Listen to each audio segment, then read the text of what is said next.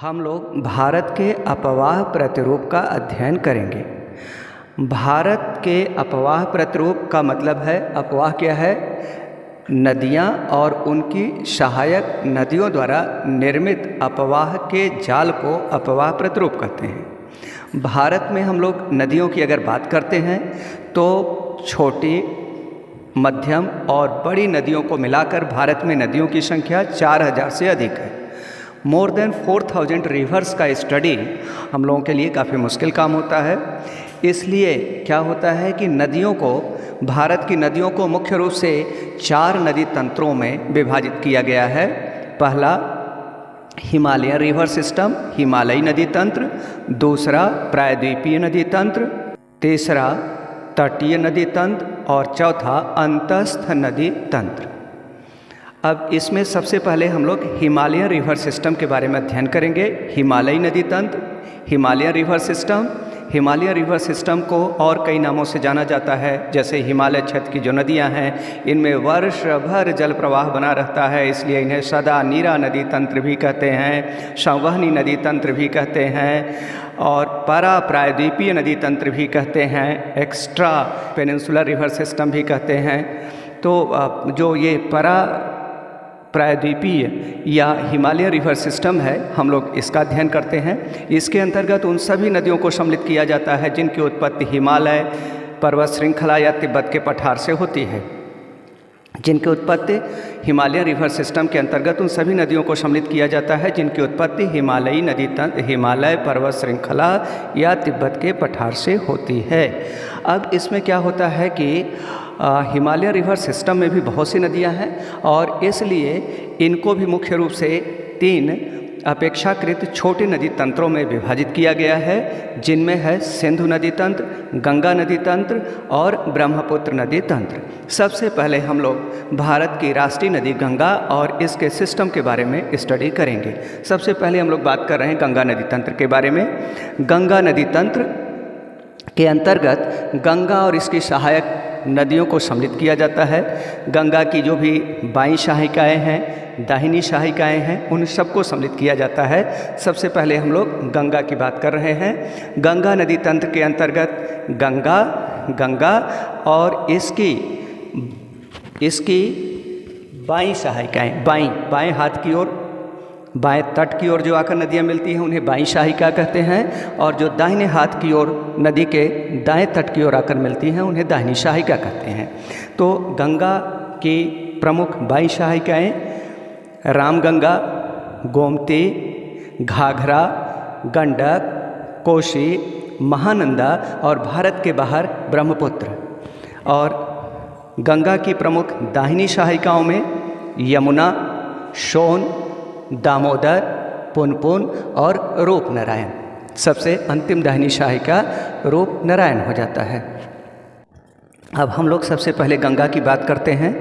गंगा की उत्पत्ति होती है महान हिमालय में गंगोत्री नामक हिमनद के गोमुख नामक भागीरथी की उत्पत्ति होती है।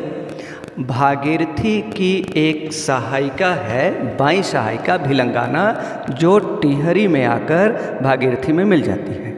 इस संगम के पश्चात टिहरी जो जगह है वहीं पर भागीरथी और भिलंगाना के संगम के दक्षिण में टिहरी नामक स्थान पर भागीरथी नदी पर टिहरी बांध निर्मित किया गया है। भागीरथी और भिलंगाना के संगम के पश्चात जो नदी आगे बढ़ती है उसे आप देख रहे हैं कि भागीरथी नदी के नाम से ही जाना जाता है। भागीरथी नदी आ रही है देवप्रयाग में। यहाँ पर क्या होता है, भागीरथी की एक प्रमुख सहायिका है अलकनंदा, जो देवप्रयाग में आकर भागीरथी में विलीन हो जाती है। और इस संगम के पश्चात जो नदी आगे बढ़ती है उसे गंगा के नाम से जाना जाता है। विभिन्न प्रतियोगी परीक्षाओं में यह प्रश्न पूछा जा चुका है कि भागीरथी और अलकनंदा का संगम स्थल किस नाम से जाना जाता है? देवप्रयाग। 5 प्रयाग हैं उत्तराखंड राज्य में और ये 5 प्रयाग बहुत महत्वपूर्ण हैं। इन 5 प्रयाग पर प्रश्न पूछा जा चुका है।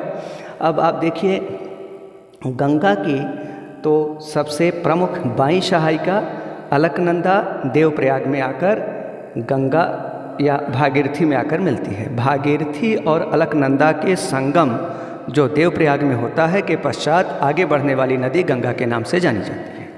इसके पहले हम लोग ये जानते हैं गंगा की जो छोटी छोटी शाखिकाएँ हैं, जैसे बद्रीनाथ से निकलती है विष्णु गंगा और हिमालय की एक हिममंडित चोटी से निकलती है, सतोपंत हिमानी से निकलती है, ये सतोपंत हिमानी से निकलती है धौली, दोनों का संगम होता है विष्णुप्रयाग में।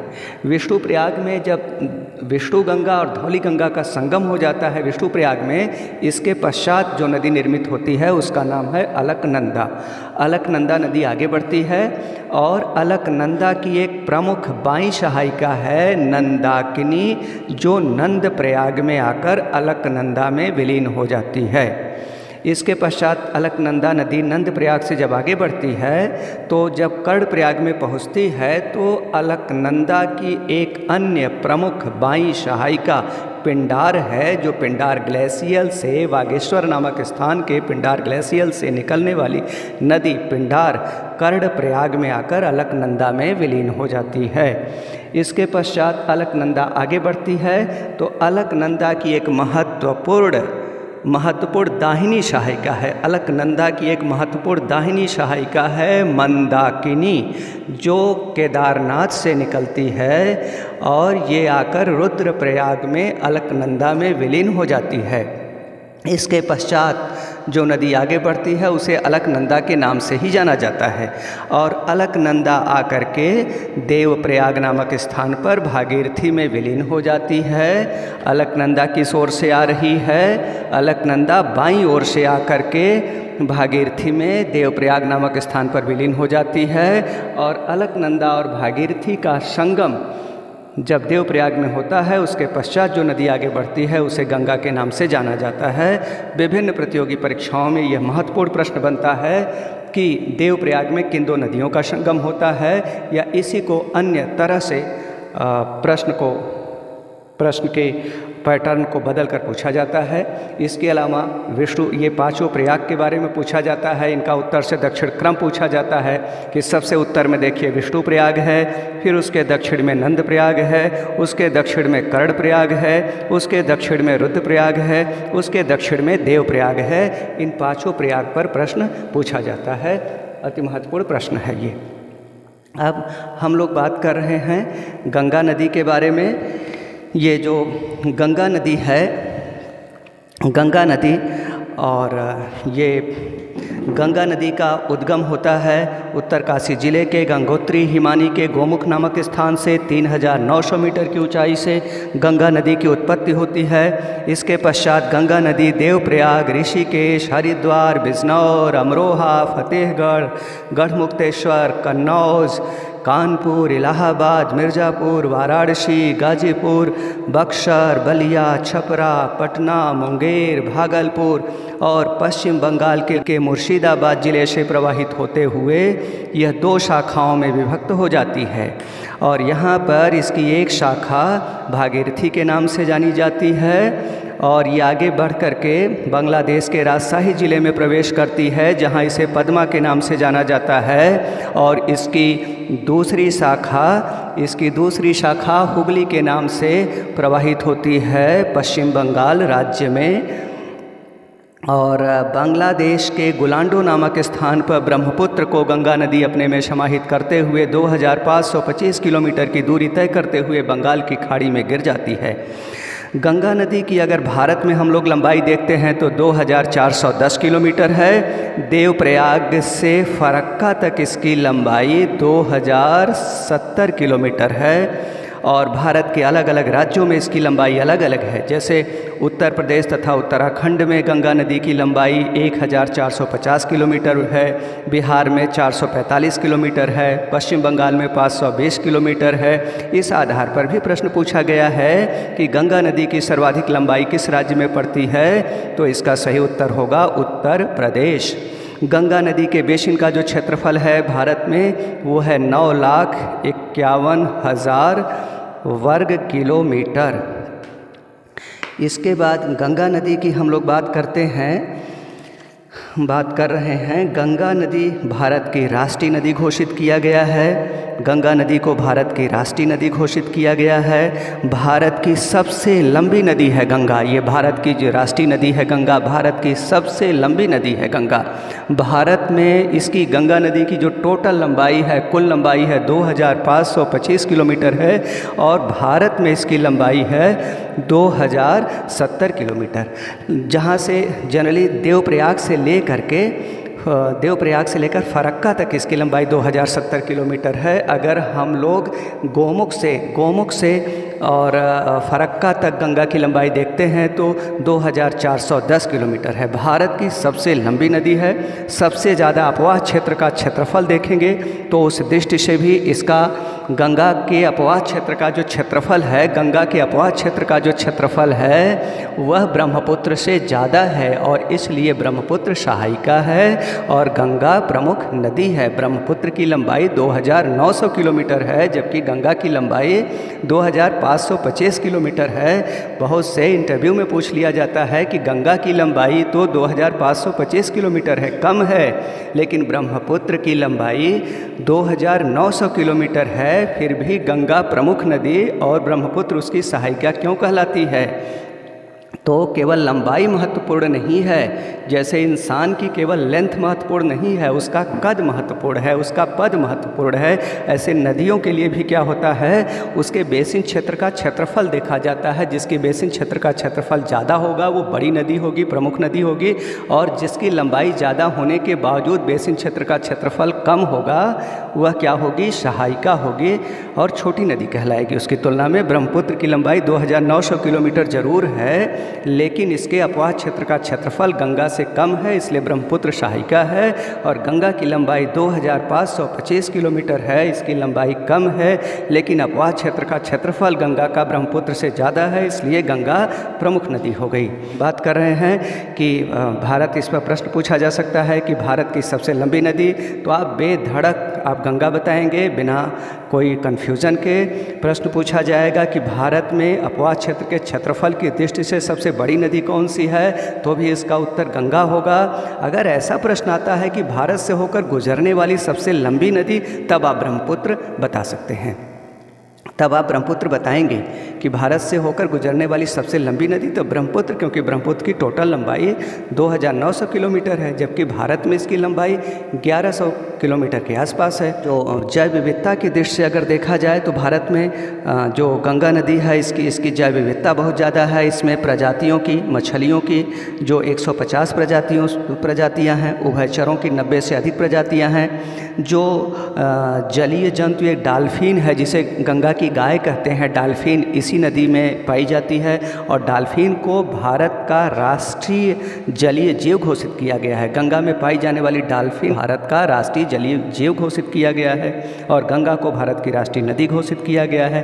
बैक्टीरियोफेज के कारण गंगा नदी के जो जल में कीड़े नहीं पड़ते हैं, लेकिन आजकल आप कहीं कहीं देखते होंगे कि गंगा नदी के जल में कहीं कहीं आपको कीड़े भी दिखाई देते होंगे। उसका कारण गंगा नदी का जल नहीं है, बल्कि इस जल में जो इसके तट पर बसे हुए नगर हैं, औद्योगिक नगर हैं, उन औद्योगिक नगरों के इंडस्ट्रियल एफ्लुएंट्स, औद्योगिक मलबों का विसर्जन गंगा नदी में किए जाने के कारण इसके जल में कहीं कहीं आपको अशुद्धियाँ मिलेंगी और ये अब इसका जल अमृत कहा जाता है, गंगा का जल। और भारत के उत्तर भारत की सांस्कृतिक विरासत है।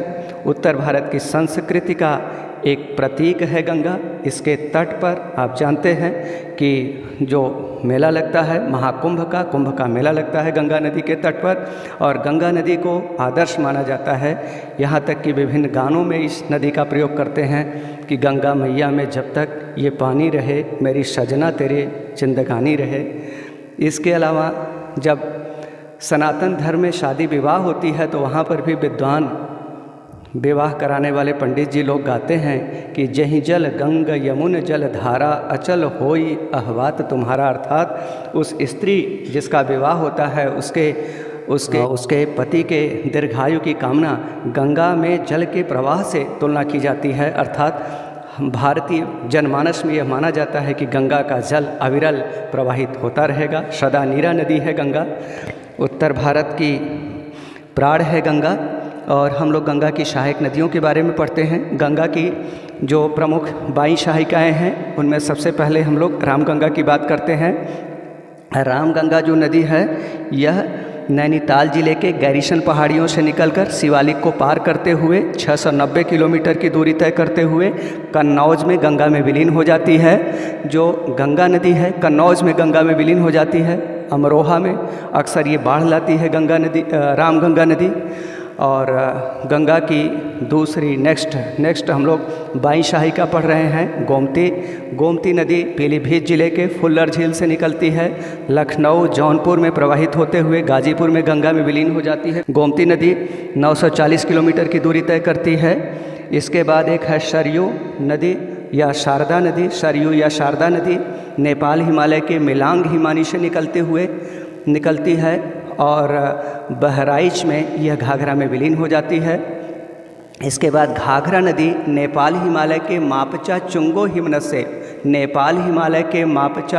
हिमनद से घाघरा नदी निकलती है और यह आकर छपरा में गंगा में विलीन हो जाती है। घाघरा कहाँ पर गंगा में विलीन होती है? छपरा में। याद करना बहुत आसान है, घाघरा छपरा दोनों के लास्ट, दोनों का तुकांत रा से है। घाघरा छपरा में गंगा में विलीन हो जाती है।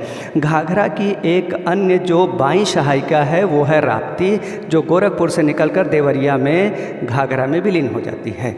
और घाघरा की जो प्रमुख दाहिनी सहायिका है वह है शारदा या सरयू या काली, जो बहराइच में आकर घाघरा में विलीन हो जाती है। और घाघरा राप्ती और शारदा को अपने में समाहित करते हुए छपरा में गंगा में विलीन हो जाती है। नेक्स्ट नदी है गंडक नदी की जो उत्पत्ति होती है वह धौलागिर और एवरेस्ट के मध्य महान हिमालय की हिममंडित चोटियों से 2 महान नदियों की उत्पत्ति होती है, जिसमें एक का नाम है काली गंडक और दूसरी का नाम है त्रिशूल गंगा। इन काली गंडक और त्रिशूल गंगा, इन 2 नदियों के संगम के पश्चात जो नदी आगे बढ़ती है उसे गंडक नाम से जाना जाता है। काली गंडक और त्रिशूल गंगा के संगम के पश्चात आगे बढ़ने वाली नदी गंडक के नाम से जानी जाती है। गंडक नदी को शालिग्रामी भी नेपाल के उच्च पर्वतीय भागों में गंडक नदी को शालिग्रामी कहते हैं और निम्न पर्वतीय भागों में इसे नारायणी कहते हैं। 425 किलोमीटर की लंबाई तय करते हुए पटना जिले के हाजीपुर नामक स्थान पर गंगा में विलीन हो जाती है गंडक नदी। पटना जिले के हाजीपुर नामक स्थान पर गंगा में बाईं ओर से आकर विलीन होने वाली नदी गंडक है। 425 किलोमीटर की लंबाई तय करती है। गंडक को नेपाल के उच्च पर्वतीय भागों में शालिग्रामी और निम्न पर्वतीय भागों में नारायणी कहते हैं। इसका भी एक लंबा इतिहास है कि शालिग्रामी क्यों कहते हैं, क्योंकि गंडक नदी में जो पेबल्स गोल गोल पत्थर प्रवाहित होते रहते हैं, वो काले काले रंग के गोल गोल जो पत्थर प्रवाहित होते हैं उनको शालिग्राम कहा जाता है। शालिग्राम भगवान विष्णु का एक रूप है शालिग्राम, और इस आधार पर माना जाता है इस जल में शालिग्राम प्रवाहित हो रहे हैं और इसी आधार पर इसको शालिग्रामी कहते हैं। और निम्न पर्वतीय भागों में नारायणी कहते हैं गंडक को। और इसकी नेक्स्ट जो सहायिका है कोसी नदी है। कोसी नदी तिब्बत के पठार पर स्थित फुंगचू नामक स्थान से निकलती है। तिब्बत के पठार पर स्थित फुंगचू नामक स्थान से निकलती है कोसी नदी। यह एक पूर्ववर्ती नदी है। कोसी नदी पूर्ववर्ती नदी का मतलब कि इसकी उत्पत्ति हिमालय के उत्थान के पहले से है। जिस प्रकार हिमालय का उत्थान होता गया उससे भी अधिक दर से कोसी नदी अपनी घाटी को लंबवत अपर्दन करते हुए गहरा करती गई और आज भी उसी मार्ग पर प्रवाहित हो रही है जिस मार्ग पर यह हिमालय के उत्थान के पहले प्रवाहित हो रही थी। इसीलिए कोसी भी क्या है? पूर्ववर्ती नदी है। कोसी जो नदी है यहाँ पर तिब्बत के पठार के फुंगचू नामक स्थान है। यहाँ से 3 नदियों की उत्पत्ति होती है, शन कोसी, तामूर कोसी और अरुण कोसी। इन तीनों नदियों के संगम के पश्चात जो नदी आगे बढ़ती है उसे कहते हैं कोसी नदी। और कोसी नदी को जनरली नेपाल के उच्च पर्वतीय भागों में कोसी को अरुण कहते हैं। कोसी को अरुण कहते हैं, और निम्न जो जब नेपाल के निम्न भागों में इसे सप्तकोशी भी कहते हैं। और जब ये चंपारण ज़िले के मोतिहारी नामक स्थान पर जब ये मैदान में आती है तब इसको कोसी कहते हैं। 720 किलोमीटर की दूरी तय करते हुए बिहार के भागलपुर नामक स्थान पर यह गंगा में विलीन हो जाती है। कोसी नदी मार्ग परिवर्तन के लिए सबसे कुख्यात नदी है। कोसी नदी मार्ग परिवर्तित करती रहती है, मिएंडरिंग करती है, मिएंडरिंग नदी विसर्प बनाती है, और इसी कारण कोसी नदी के बाढ़ पर नियंत्रण स्थापित करना बहुत मुश्किल होता है। जैसे विश्व में सबसे ज़्यादा मिएंडरिंग या विसर्प बनाने के लिए प्रसिद्ध नदी कौन सी है? विश्व में चीन की हुआंगहो नदी है, और इसीलिए हुआंगहो को चीन का शोक कहते हैं। जो नदी मार्ग परिवर्तित करती रहती है उसके बाढ़ पर नियंत्रण स्थापित करना मुश्किल होता है। इसी तरह से भारत की जो मार्ग परिवर्तन के लिए सबसे कुख्यात नदी है वो कोसी नदी है, और मार्ग परिवर्तन के कारण ही अर्थात मिएंडरिंग के कारण या नदी विसर्प के निर्माण के कारण इसके बाढ़ पर नियंत्रण स्थापित करना मुश्किल होता है। वर्तमान समय में जब मैं ये वीडियो बना रहा हूँ, कोसी नदी बिहार राज्य विनाश का तांडव रच रही है। कोसी नदी भागलपुर में गंगा में विलीन हो जाती है। और इसके बाद एक जो अंतिम भारत में गंगा की अंतिम प्रमुख बाई सहायिका है, वो है महानंदा दार्जिलिंग की पहाड़ियों से निकलकर और बंगाल के साहिबगंज जिले में गंगा में विलीन हो जाती है। सिलीगुड़ी में यह दोआब में प्रवेश करती है, और भारत में गंगा की अंतिम प्रमुख बाई सहायिका है। इसके बाद जो गंगा की प्रमुख बाई सहायिका होगी वह कहाँ पर? वो बांग्लादेश में ब्रह्मपुत्र हो जाती है। इसके बाद हम लोग गंगा की प्रमुख दाहिनी सहायिकाओं के बारे में पढ़ेंगे। गंगा की प्रमुख दाहिनी सहायिकाओं में यमुना को आप देख रहे हैं। यमुना जो यमुनोत्री महान हिमालय में बंदरपुर श्रेणी में यमुनोत्री ग्लेशियर स्थित है। महान हिमालय के बंदरपुर श्रेणी के यमुनोत्री ग्लेशियर से निकलती है यमुना नदी, और यह करनाल, सोनीपत, पानीपत, फरीदाबाद, दिल्ली, पलवल, कोसी, मथुरा, आगरा होते हुए इलाहाबाद में आकर दाहिनी ओर से गंगा में विलीन हो जाती है। यमुना गंगा की प्रमुख दाहिनी सहायिका है, और 1370 किलोमीटर की दूरी तय करने वाली यह भारत की एक लंबी नदी है। ये यमुना नदी में प्रदूषण काफ़ी अधिक है, क्योंकि यह आ रही है करनाल से। हरियाणा की जो बहुत ही औद्योगिक नगर हैं, करनाल, सोनीपत, पानीपत, फरीदाबाद, इसके बाद दिल्ली है। मथुरा की ऑयल रिफाइनरी आप जानते हैं, मथुरा की ऑयल रिफाइनरी के औद्योगिक मलबे यमुना नदी में विसर्जित किए जा रहे हैं। और आगरा में चमड़ा धोने का काम यमुना नदी में किया जा रहा है। इसी कारण यमुना नदी के जल में प्रदूषण की मात्रा काफ़ी अधिक होती है। यमुना नदी के जल का जो BOD है, बायोलॉजिकल ऑक्सीजन डिमांड, वो काफ़ी ऊंचा है। इसका जो COD है, केमिकल ऑक्सीजन डिमांड, वो भी काफ़ी ऊंचा है। गंगा यमुना नदी के जल का कई स्थानों पर AGI मतलब algae genus index more than 20 है, 20 से अधिक है। अर्थात शैवाल की विभिन्न प्रजातियों की संख्या इसमें एक जो घन सेंटीमीटर एरिया है उसमें 20 से अधिक शैवाल की प्रजातियां इसमें मिलती हैं। और इसकी वजह से क्या होता है, यमुना का जल बहुत ही प्रदूषित है। यमुना का जल काफ़ी प्रदूषित है, और जो राष्ट्रीय प्रदूषण नियंत्रण केंद्रीय प्रदूषण नियंत्रण बोर्ड है वह यह कहता है कि यमुना के जल को बिना आप प्योरीफाई किए आप इसको सीधे सीधे पी नहीं सकते हैं यमुना नदी को। और हम लोग जो यमुना की प्रमुख सहायक नदियां हैं, चंबल, सिंध, बेतवा, केन, जो यमुना की प्रमुख दाहिनी सहायिकाएँ हैं, चंबल, सिंध, बेतवा, केन, और जो प्रमुख बाईं सहायिकाएँ हैं उनको हम लोग यमुना नदी के साथ अलग से पढ़ेंगे अभी। इसके बाद हम लोग सोन नदी की बात करते हैं। सोन नदी मैकाल पठार के अमरकंटक नामक स्थान से निकलती है। मैकाल पठार के अमरकंटक नामक स्थान से निकलकर उत्तर पूर्व दिशा की ओर प्रवाहित होते हुए पटना के पहले जो सोनपुर पड़ेगा, सोनपुर, रामपुर, दानापुर, वहाँ पर यह गंगा में विलीन हो जाती है। गंगा की एक प्रमुख यह दाहिनी सहायिका है और इस सोन की एक प्रमुख जो सहायिका है वो रिहंद है, जो दाहिनी ओर से आकर के सोन में, इधर दाहिनी ओर से आकर सोन में विलीन होती है। उत्तर प्रदेश के सोनभद्र जिले में प्रवाहित होने वाली प्रमुख नदी रिहंद है और इसी पर रिहंद बांध निर्मित किया गया है। रिहंद बांध के निर्माण के कारण रिहंद नदी पर रिहंद जल विद्युत संयंत्र स्थापित है और रिहंद जल विद्युत संयंत्र के निर्माण के लिए जो बांध बनाया गया है, उस बांध से जो यहाँ कृत्रिम झील बनी है उसका नामकरण उत्तर प्रदेश के पहले जो मुख्यमंत्री हैं गोविंद वल्लभ पंत के नाम से गोविंद वल्लभ पंत सागर रखा गया है।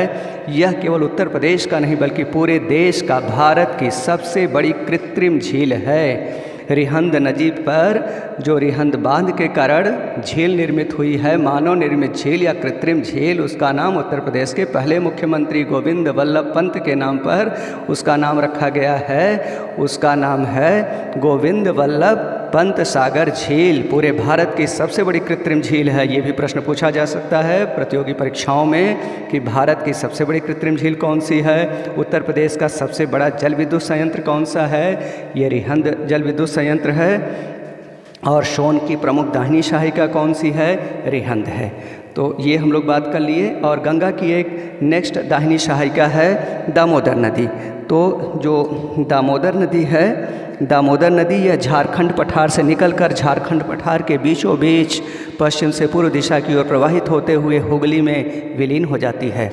दामोदर भ्रंश में प्रवाहित होती है और दामोदर भ्रंश घाटी के दोनों ओर कोयले का विशाल निक्षेप पाया जाता है और इस नदी में, दामोदर नदी में कोयले की धुलाई और ढुलाई, ढोने का काम और धोने का काम दोनों किया जाता है। इसी कारण दामोदर नदी की घाटी को रूर घाटी के नाम से भी जाना जाता है। रूर जर्मनी में एक नदी घाटी क्षेत्र है, भ्रंश घाटी क्षेत्र है। रूर भ्रंश है जर्मनी में, जिसमें रूर नामक नदी बहती है और इस नदी की भ्रंश घाटी कोयले के, लिग्नाइट प्रकार के कोयले के विशाल भंडार के लिए प्रसिद्ध है। जर्मनी की रूर नदी लिग्नाइट प्रकार के कोयले के विशाल भंडार के लिए प्रसिद्ध है, जबकि भारत की दामोदर नदी की घाटी बिटुमिनस प्रकार के कोयले के विशाल भंडार के लिए प्रसिद्ध है। इसी कारण भारत की दामोदर नदी घाटी को रूर घाटी के नाम से भी जाना जाता है। यह प्रश्न पूछा जाता है कि रूर घाटी, किस नदी की घाटी को रूर घाटी के नाम से जाना जाता है, तो दामोदर नदी घाटी को रूर घाटी के नाम से जाना जाता है। और जो दामोदर नदी घाटी है, यह पहले दामोदर नदी क्या होता था कि जब ये हुगली में मिलती थी उसके पहले पश्चिम बंगाल में अक्सर बाढ़ लाया करती थी और इसी कारण इसे पश्चिम बंगाल का शोक कहा जाता था। और इस बाढ़ को कम करने के लिए ब्रिटिश काल से ही दामोदर नदी के सहारे कई नहरें निकाली गईं और दामोदर नदी पर कई नहरें निकाली गईं, फिर भी इसकी बाढ़ की समस्या का निजात नहीं हुआ। तो हमारे देश में स्वतंत्रता के तत्पश्चात 1948 में ही, 1948 में ही देश जैसे स्वतंत्र हुआ उसके ठीक पश्चात 1948 में अमेरिका की जो टेनेसी नदी घाटी परियोजना है, उसी की तर्ज पर दामोदर नदी घाटी पर DVC, दामोदर वैली कॉरपोरेशन का गठन किया गया, जिसके तहत पंचेत बांध, तिलैया बांध, पंचेत बांध, तिलैया बांध, मैथान बांध आदि बांधों का निर्माण कर दामोदर तथा इसकी सहायक नदियों के जल को नियंत्रित किया गया, जिससे विद्युत उत्पादन में भी वृद्धि हुई, सिंचाई सुविधाओं का विस्तार हुआ। और जो दामोदर नदी है यह पश्चिम बंगाल और पूरे जो छोटा नागपुर पठार है उसका आज ये वरदान कही जाती है। दामोदर नदी छोटा नागपुर पठार का वरदान और पश्चिम बंगाल का वरदान है। दामोदर नदी अपनी इसकी महत्ता बढ़ गई, इसके जो नकारात्मक प्रभाव था उसको सकारात्मक में बदल दिया गया। पश्चिम बंगाल का वरदान है आज ये दामोदर नदी। और दामोदर नदी, प्रश्न इस पर आएगा कि भ्रंश घाटी में प्रवाहित होने वाली नदी दामोदर, किस नदी घाटी को रूर घाटी के नाम से जाना जाता है, तो इसका उत्तर आप बताएंगे दामोदर। और दामोदर नदी किस छोटा नागपुर पठार के बीचों बीच पश्चिम से पूर्व दिशा की ओर कौन सी नदी प्रवाहित होती है? 4 विकल्प दे दिया तो दामोदर।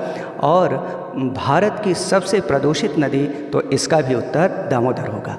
उत्तर प्रदेश की सबसे प्रदूषित नदी पूछा जाए तो इसका उत्तर यमुना होगा और भारत की सबसे प्रदूषित नदी दामोदर होगा। एक प्रश्न इसमें और भी पूछा गया है दामोदर नदी पर कि किस नदी की घाटी को जैविक रेगिस्तान बायोलॉजिकल डेजर्ट के नाम से जाना जाता है? तो इसका सही उत्तर है दामोदर। दामोदर नदी की घाटी को जैविक रेगिस्तान बायोलॉजिकल डेजर्ट के नाम से जाना जाता है। दामोदर के दक्षिण में एक रूपनारायण है जो राढ़ क्षेत्र जो पश्चिम बंगाल का राढ़ और साड़ क्षेत्र है, जो धान की उच्च उत्पादकता के लिए प्रसिद्ध है, उससे प्रवाहित होते हुए हुगली में विलीन हो जाती है। गंगा की अंतिम दाहिनी प्रमुख सहायिका रूपनारायण है, जो हुगली में दामोदर के भी दक्षिण में हुगली में विलीन हो जाती है। गंगा और उसकी प्रमुख सहायक नदियों के बारे में हम लोगों ने संक्षेप में अध्ययन किया है। कल हम लोग यमुना नदी तंत्र के बारे में ब्रीफ डिस्कस करेंगे। इसके बाद सिंधु नदी तंत्र और ब्रह्मपुत्र नदी तंत्रों का भी अध्ययन इस अध्याय में इस श्रृंखला में हम लोग करेंगे। भारत की नदियों के संदर्भ में हम लोग इनका भी अध्ययन करेंगे और हमें आशा ही नहीं पूरा विश्वास है कि हिमालय नदी तंत्र पर जो प्रश्न पूछे जाएंगे उनका उत्तर आप सही से देने में समर्थ होंगे।